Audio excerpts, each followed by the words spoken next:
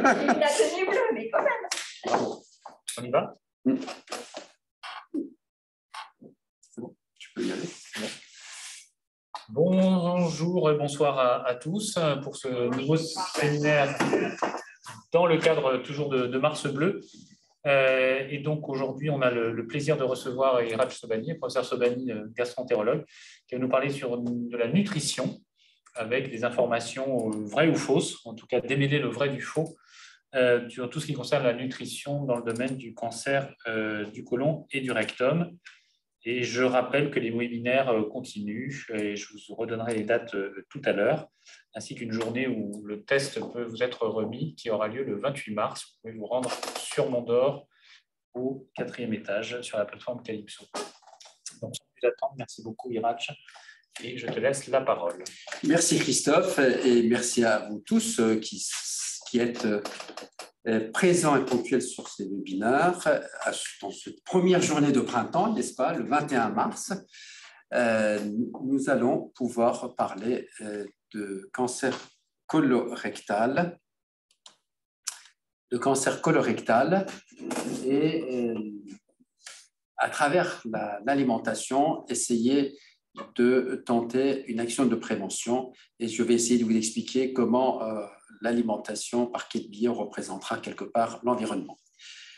Pour ce faire, il est très important que vous preniez conscience que ce que je vais dire et ce que vous allez lire sur la nutrition et l'alimentation, ce ne sont pas des schémas 0, 1, oui ou non, ou noir et blanc. Parce que ce que vous mangez est difficilement quantifiable à l'échelle individuelle, à fortiori à l'échelle collective, et que ce que vous mangez un jour ne ressemble pas forcément à ce que vous mangez un autre jour. Donc, ces mesures quantitatives et qualitatives de la nutrition vont constituer en quelque sorte une probabilité d'impact sur de tels nutriments sur l'apparition ou l'évolution d'une maladie. C'est pourquoi on définit ce qu'on appelle un risque relatif. Je m'explique. Imaginez sur cet algorithme de boules de couleur rouge, jaune et bleu, imaginez que le bleu, par exemple, représente la consommation en viande. On veut savoir combien de boules de profil bleu existent. On compte 1, 2, 3, 4, 5, 6 et on rapporte ça à l'ensemble des boules. Ça fait 6 sur 144, 0,04. Probabilité, donc, si je tire une boule, d'avoir une boule bleue. Maintenant, si on se focalise sur les profils rouges unis, vous ne voyez pas les rouges composés, on les compte, 44 sur 144, 0,30. Imaginez que les rouges représentent, je ne sais pas, le sucre ou les légumes. On a une autre probabilité, 0,30, un impact en positif ou en négatif. Maintenant, si je veux estimer le risque relatif d'un premier nutriment sur un deuxième nutriment, je fais le rapport des deux probabilités, ce qui se définit sous le vocable risque relatif. Car ce que vous mangez, bien évidemment, ce que vous mangez en excès est probablement compensé par le défaut d'un autre nutriment. C'est pour ça que les risques sont définis en risque relatif. Par exemple, on peut se demander quel est le risque relatif de manger plus de 100 grammes de viande rouge par jour. Et si on interroge des dizaines de milliers de personnes et on suit ces individus sur l'apparition du risque d'apparition de cancer, on peut estimer que le risque est de 1,11, c'est-à-dire il y a à peu près de 12% de plus sur 5 ans, 10 ans de voir apparaître une tumeur. Ainsi de suite, on peut y injecter une mesure quantitative. Si je mange 150 grammes de viande rouge par jour supplémentaire, mon risque est de 1,16, c'est-à-dire j'ai 16% plus de risque. Alors, on peut chercher à répondre à cette question. Faut-il limiter sa consommation de viande, la charcuterie? La réponse est sans doute oui. Pourquoi je peux dire la réponse est oui? C'est grâce aux données quantitatives, statistiques. Alors, tout à l'heure, je vous ai présenté le risque relatif qui s'est fait sous forme d'interrogatoire individuel. On peut éventuellement utiliser d'autres données au niveau des populations. On peut dire de 2004 jusqu'à 2013, quelle a été la consommation de porc, par exemple, en France, en kilogrammes par habitant et par an. Quelle a été la consommation en poulet, quelle a été la consommation en viande bovine. Et ainsi, rapporter ça à la population, et ayant les statistiques d'apparition d'une maladie dans la population, on peut estimer quel en est le risque. On peut faire la même chose pour la graisse. On peut noter, par exemple, que de 2007 à 2012, la courbe de consommation de graisse a augmenté considérablement, qu'on considère la graisse de façon produit brut, la graisse que vous consommez, ou intégrée éventuellement dans une viande ou dans un aliment. On peut donc faire la synthèse de ces approches, incluant les graisses, la viande, le sucre, etc. Et on peut même les quantifier, on peut établir, comme je vous l'ai indiqué dans le calcul de risque relatif, eh bien, si on mesurait la consommation de viande journalière et on cherchait à établir le risque relatif associé à une augmentation de cancer du côlon, on établit une courbe comme celle que vous voyez, en trait plein et en trait discontinu. C'est ce qu'on appelle l'intervalle de confiance, c'est-à-dire le risque d'erreur d'estimation, parce que ces calculs-là sont faits, comme vous pouvez imaginer, sur la base de l'interrogatoire et des calculs. Et ainsi, on peut établir en fonction de 100 grammes, 150 grammes de consommation de viande par jour, quel peut être le risque relatif, comme je vous l'ai indiqué. On établit le risque relatif de 1,2, 1,4 ou 1,6, c'est-à-dire 20% de plus ou 40% de plus de cancer du côlon. Et c'est pourquoi on peut donner quelques indications en disant ne mangez pas au grand maximum plus de 100 grammes de viande rouge par jour, que cette viande soit une viande brute ou cuisinée. Alors, vous pouvez imaginer que beaucoup d'équipes, beaucoup de groupes dans le monde font ce type d'études et que les résultats peuvent être discordants. Et sur cette diapositive, vous voyez en carré le risque relatif calculé par étude réalisée, et en trait, c'est l'intervalle de confiance de ce risque. Vous notez que sur cette douzaine d'études rapportées dans la littérature, il y en a 2 qui estiment que le risque relatif de faire un cancer du côlon lorsqu'on mange plus de 100 grammes de viande n'est pas élevé. Vous voyez, ce risque relatif est guère supérieur à 0, et ça avoisine 1, et puis même il y en a un qui rapporterait un bénéfice à consommer de la viande. Par contre, vous voyez qu'il y a à peu près 11 études qui montrent que le risque relatif de manger la viande est supérieur. Et dès lors, il y a une grande série d'études réalisées, ça veut dire un grand nombre d'individus auprès de qui on a mené l'enquête, on va pouvoir réaliser ce qu'on appelle une méta-analyse, c'est-à-dire on va pouvoir dire, tiens, l'enquête menée auprès de 50 000 ou 100 000 individus montre un risque relatif global de 1,20 par exemple, 20% plus de cancer du côlon sur 5 ans, 10 ans, lorsqu'on mange plus de 100 grammes de viande par jour. À l'inverse, on peut prendre un produit ou des groupes de produits, les produits laitiers. Est-ce que les produits laitiers sont générateurs de cancer du côlon?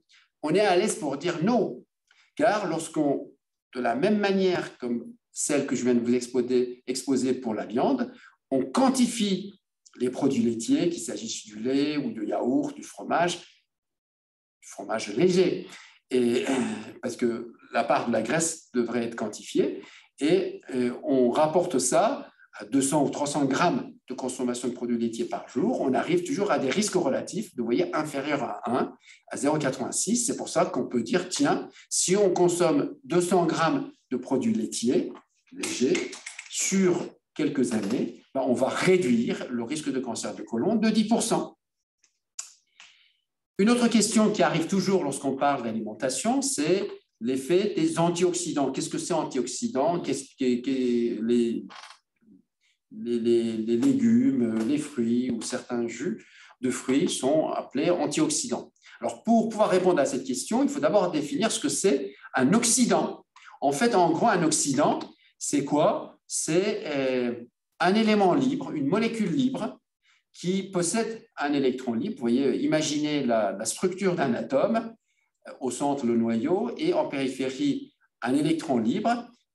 Imaginez ça, vous pouvez assimiler ça à un célibataire, donc qui cherche une liaison. Alors certaines liaisons peuvent être dangereuses, c'est-à-dire lorsqu'un nutriment, lorsqu'une substance biologique dans l'organisme se retrouve sous forme en fait oxydée avec un électron libre, va pouvoir s'associer à une autre molécule qui possède un électron libre, et ainsi on estime que des liaisons dangereuses peuvent se faire. C'est pour ça qu'il faut, dans son alimentation, avoir des nutriments qui vont chélater, qui vont en fait masquer ces électrons libres. Alors, dans quoi on retrouve ces antioxydants?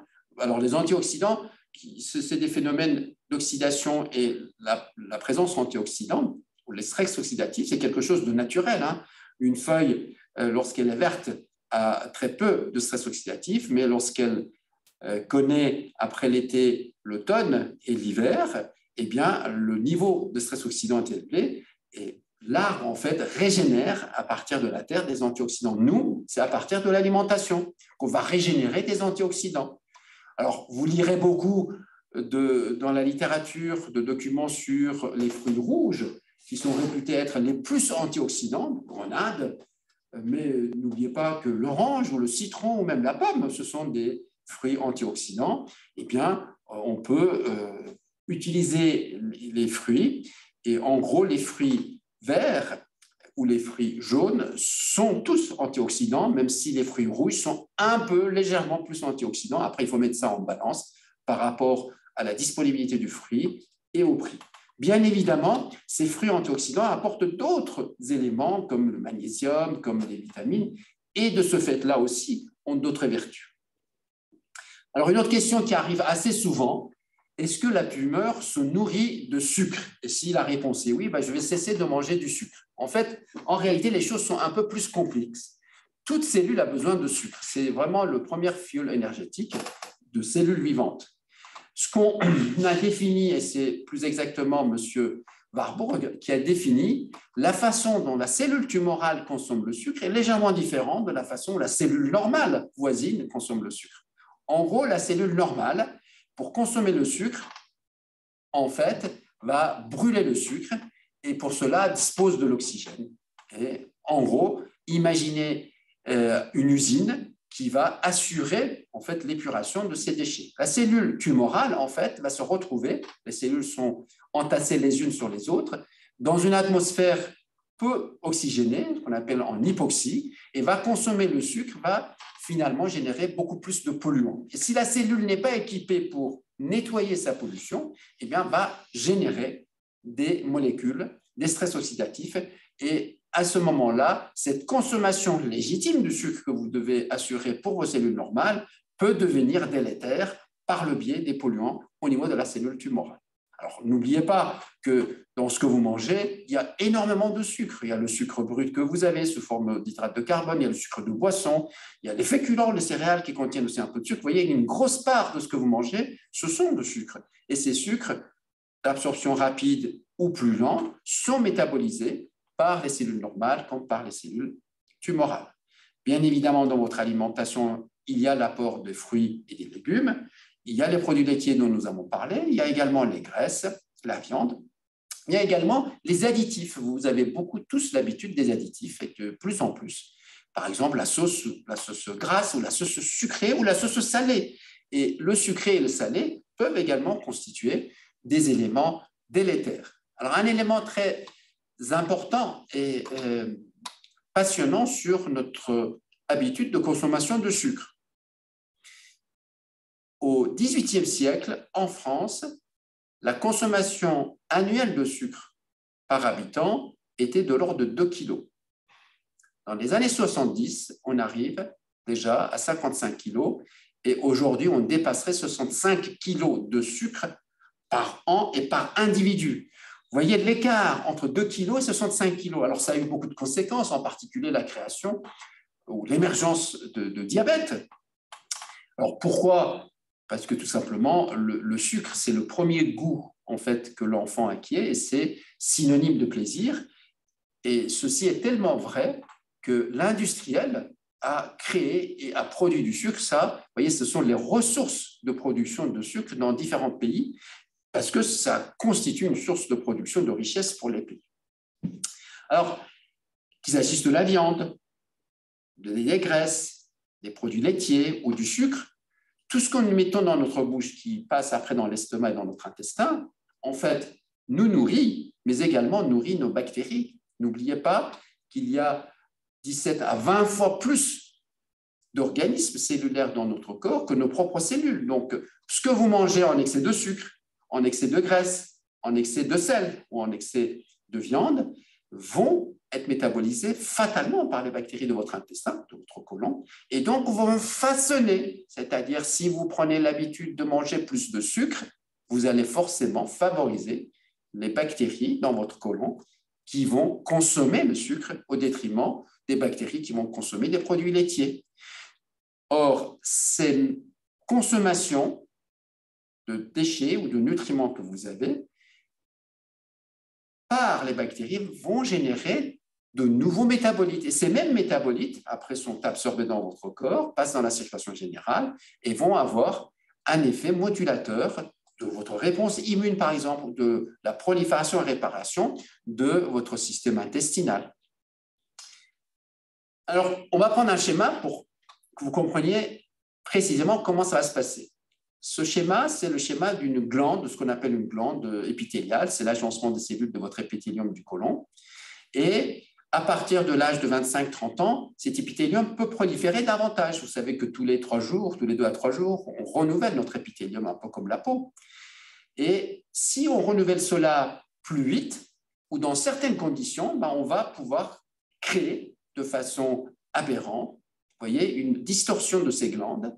Et dans l'espace, il n'y a plus l'harmonie de l'agencement de cellules. Et dans l'espace, ça va donner quelque chose de tordu que, en microscopie, lorsque je fais une coloscopie, je peux agrandir et voir ça sous forme de ce qu'on appelle des cryptes aberrantes, parce que c'est aberrant. Ou alors, si ce phénomène continue dans le temps, des polypes, vous voyez, des petits sécrétants de chair dans le côlon. Et ces polypes, au fil du temps, vont progresser.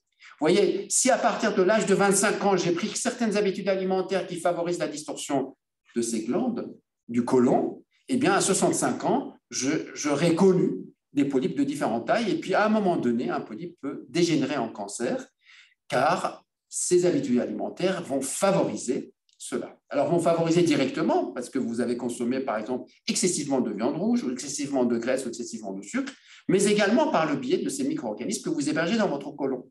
Parce que n'oubliez pas que dans 1 kilo de matière fécale, il y a 500 grammes de micro-organismes et 500 grammes de déchets alimentaires. Donc, ces micro-organismes peuvent, à leur tour, impacter l'épithélium. Alors, ces micro-organismes, certains se collent à la paroi, d'autres ne font que passer. Alors, ceci n'est pas uniquement un artifice, en fait, intellectuel ou scientifique. Il a été bien démontré que le renouvellement de l'épithélium, normal, alors ces 2 muqueuses sont des muqueuses normales, vues au microscope, les points noirs désignent en fait le renouvellement cellulaire, en fait les petits que font les cellules.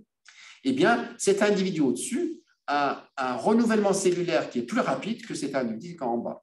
Alors, bien évidemment, cet individu, à l'âge de 25 ans, ayant pris ses habitudes, eh bien, à 45 ans, va développer un peu plus tôt que l'autre individu des polypes, et puis à 65 ans, va peut-être faire son cancer. Et ceci a été bien démontré. Les gens qui ont une obésité, les gens qui ont un diabète, les gens qui ont des maladies inflammatoires intestinales, eh bien, ces individus-là ont légèrement un risque relatif pour faire le cancer lorsque leurs habitudes s'étalent sur 10, 15, 20 ans. Alors, je reviens un petit peu en arrière, juste pour vous donner un exemple de l'aberration de la dérive alimentaire qu'on a pris dans différents pays. Regardez ici, en colonne verte, c'est la production en fait, par pays de sucre, plus d'hydrate de carbone, et en rouge, c'est la consommation interne. Par exemple, dans ces pays comme les États-Unis, le Pakistan ou l'Indonésie, initialement, la production de canne à sucre a été une initiative pour exporter et faire de la richesse nationale. Vous voyez, ces 3 pays sont en déficit parce que la consommation interne a beaucoup augmenté par phénomène de marketing. par exemple, un autre pays, comme le Brésil, est encore à l'équilibre, c'est-à-dire sa consommation intérieure sur le sucre lui permet d'être compensé par la production et par l'exportation. Alors, bien évidemment, on pourrait extrapoler à l'infini tous ces nutriments qui, comme je vous l'ai expliqué de près ou indirectement de loin par le biais des bactéries, peuvent impacter l'apparition des polypes. Le polype du côlon, si je le crée dans mon côlon à l'âge de 55 ans, 45 ans, 60 ans, est-ce que cela va se transformer fatalement en cancer? Non, ce n'est pas une fatalité. Ça pourrait se transformer en cancer si, justement, le dépistage n'a pas eu lieu ou si la coloscopie n'a pas eu lieu pour faire la cure de cela. Et si les habitudes de prévention et manger correctement équilibré n'a pas ramené les équilibres bactériens vers ce qu'on appelle un eau-bio, c'est-à-dire un équilibre des bactéries qui métabolisent le sucre, des bactéries qui métabolisent la viande ou la graisse. Cette diapositive vous a déjà été présentée, je pense, jeudi dernier, pour vous montrer que sur 1 millier de polypes qu'on a, tous ne se transforment pas en cancer et ce n'est pas une fatalité, c'est-à-dire ce phénomène peut être réversible, mais cette réversion s'étale sur des années. Donc, il faut que les habitudes changent, même s'il y a, fort heureusement, il n'y a que 25 de ces milliers de polypes qui vont se transformer sur 10 ans en cancer. Et le gastro-entérologue, ne pouvant pas détecter lequel de ces polypes se transforme en cancer, va être obligé de faire la cure de ces polypes. Et la cure de ces polypes n'est pas forcément dénuée de risques. Donc, pour diminuer ces risques, il vaut mieux modifier ses habitudes alimentaires. Alors, si j'ai fait une coloscopie et qu'on n'a pas trouvé de polypes à ma coloscopie, est-ce qu'il faut refaire? Et si j'ai pris le soin de modifier mes habitudes alimentaires, la réponse est non. Si la coloscopie était normale, au bout de 5 ans, vous pouvez revenir en fait au cycle de dépistage. Et s'il a été constaté des lésions de type polype, à fortiori du cancer, c'est le gastro-entérologue qui va vous indiquer à quel moment il faut refaire la coloscopie. En conclusion, ce qu'on peut dire, c'est qu'il faut respecter les principes généraux de la physiologie, c'est-à-dire qu'il faut garder l'équilibre entre la consommation alimentaire. L'alimentation, c'est une source énergétique. Surconsommation a des conséquences délétères, et en particulier sur le cancer.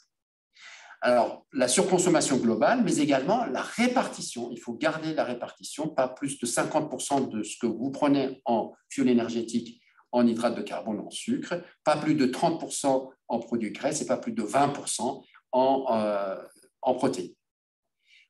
Alors, une question qui m'a été posée à plusieurs reprises, mais qui mériterait en soi, finalement, une séance longue, c'est est-ce que le jeûne, finalement, va permettre de faire une épuration complète et remettre la pendule à zéro? Peut-être que la rupture du mode continu de régulation, c'est-à-dire si on a pris l'habitude de manger beaucoup et mal, en marquant le jeûne est bénéfique, mais le fait d'observer le jeûne n'a jamais prévenu la survenue de cancer ou d'autres maladies, mais il faut concevoir cela sur vraiment une recette, en fait, une remise à zéro de la pendule sur les habitudes alimentaires. Je suis prêt à répondre à des questions, professeur Tournillon, si jamais il y a des questions. Sur le chat, n'hésitez pas à poser vos questions. Merci beaucoup, Iraj. Toujours très passionnant. Moi, j'ai une petite question. On a souvent parlé des aliments transformés ou ultra transformés comme facteur de risque. Est-ce que c'est des choses qui sont là du coup mesurées? Parce que en gros, les aliments ultra transformés, c'est les barquettes surgelées, les aliments tout faits, quoi. Je pense que c'est une question très importante car notre mode d'organisation de vie fait que nous sommes obligés assez souvent de manger transformé. Ce qu'il faut savoir, c'est que la transformation peut avoir différents niveaux. Alors, on me fait signe qu'il faut que je fasse quelque chose sur l'écran. Non ? Arrêtez le partage d'écran. Oh. D'accord. Et ben voilà. Alors, il y a plusieurs niveaux de transformation. Il y a une transformation simple et une transformation complexe. Dans les transformations simples, ça peut être juste le produit frais qui a été cuisiné. Je pense que c'est comme à la maison, il n'y a pas de modification. Mais vous avez des transformations, en fait, qui sont faites pour préserver la conservation. Et sans doute là où, d'une part, la valeur nutritive est altérée, parce qu'il faut rajouter des additifs. Et d'autre part, ce qu'on apporte comme additif, l'exemple typique d'additif protecteur, c'est le sel. Alors ça, c'est d'autres conséquences. Et n'oubliez pas, le sel, outre les maladies cardiovasculaires, peut être des cofacteurs de sélection de certaines bactéries. Ok, puis une autre question sur les bactéries. Donc, est-ce que effectivement, tu disais que le jeûne, on ne sait pas encore trop, quoi. Mais est-ce que finalement, par des alimentations, une alimentation particulière, on peut essayer de remplacer finalement ou de modifier ces bactéries qui peuvent être éventuellement néfastes? Là aussi, on peut dire que c'est sur des habitudes de vie équilibrées, quoi. Mais est-ce que par des aliments exogènes, en fait, on pourrait par modification de changement alimentaire. Alors, il y a ce qu'on appelle les alicaments, quoi. Oui, il y a un collègue américain qui a fait un travail très intéressant, qui a pris un groupe d'individus sains et à qui a proposé changement alimentaire. Un changement alimentaire, par exemple, l'alimentation américaine vers l'alimentation africaine traditionnelle. Et au bout de 15, 30, 45 jours, les paramètres microbiens changent. Autrement dit, lorsqu'on réduit son apport en graisse, lorsqu'on réduit son apport en protéines, au profit d'apports en végétaux, qu'est-ce qu'on va faire? On va réduire les bactéries qui ont l'habitude de métaboliser les protéines. Or, ces bactéries, ce sont des bactéries qu'on appelle virulentes. C'est des bactéries qui induisent de l'inflammation. Donc, ça induit une petite inflammation. Alors, quand on réduit ces bactéries, on va augmenter les bactéries qui vont être favorisées du fait que vous mangez des fibres végétales ou des fruits. Donc, ces bactéries, ce sont des bactéries anti-inflammatoires. Alors ça, on peut très facilement se faire des cures, par exemple, de ne pas manger de viande ou graisse et augmenter son apport en fibres végétales. Et ceci est tellement vrai que si vous ne le faites pas, c'est simple, il y a un moment donné, l'équilibre bactérien dans votre côlon a besoin de fibres végétales. Qu'est-ce qui va se passer si vous n'apportez pas assez de fibres végétales? Eh bien, les bactéries, pour leur survie, vont attaquer l'équivalent de fibres végétales dans votre muqueuse intestinale, ce film qu'on appelle du mucus, qui tapisse en fait la muqueuse intestinale pour que les bactéries luminales ne soient pas au contact de l'épithélium. Et comme ils vont éroder, ils vont faire le lit d'exposition de votre muqueuse à des bactéries virulentes, toxiques. Et c'est comme ça qu'on fait de l'inflammation ou qu'on modifie la réponse immunitaire dans son organisme. C'est intéressant. Donc, du coup, tu veux dire que tout n'est pas trop tard, quoi. Ah non. C'est-à-dire qu'en fait, ce qui est fait, c'est au niveau du polype qui, lui, peut dégénérer. Ça, c'est fait et ça ne changera pas. Ça, c'est le gastroentérologue va s'en occuper. On sait aujourd'hui, dans nos pays, que ça commence à s'installer à partir de 50 ans, sauf exception. Donc, le gastroentérologue fait sa coloscopie, voit les polypes, il en fait la cure. Mais il n'est pas trop tard de modifier parce que le polype, imaginez un petit polype dont on n'a pas fait la cure ou parce que vous n'avez pas été faire le dépistage, eh bien, la transformation vers le cancer, c'est un deuxième régiment en fait, de bactéries délétères qui vont pouvoir faire l'affaire. Donc, modifiez votre alimentation. Faites de l'exercice déjà. Si vous avez fait une surbouffe, vous pouvez les dépenser. Et c'est vrai que c'est quelque chose qu'on oublie aussi dans les tests de dépistage, c'est que c'est non seulement ça permet de dépister des lésions cancéreuses, mais ça permet aussi de traiter des lésions, donc c'est de la prévention. Ça permet de traiter en enlevant un polype précoce pour éviter qu'il dégénère. Ce qui est un peu différent quelque part dans les cancers du sein, où en fait on détecte quelque chose et on voit s'il y a des cellules cancéreuses ou pas, s'il y a besoin de faire une biopsie. Colo, c'est encore mieux parce qu'on arrive à enlever des lésions qui peuvent devenir cancéreuses ultérieurement. Donc, d'où le dépistage. Très bien. Écoutez, merci beaucoup. Merci Méraj. Merci à tous pour votre écoute. Et puis, on se retrouve pour la prochaine séance sur la génétique, savoir est-ce qu'on est tous égaux face au cancer du côlon et du rectum. Et puis, suivez bien nos actualités. Merci à tous. Bonsoir.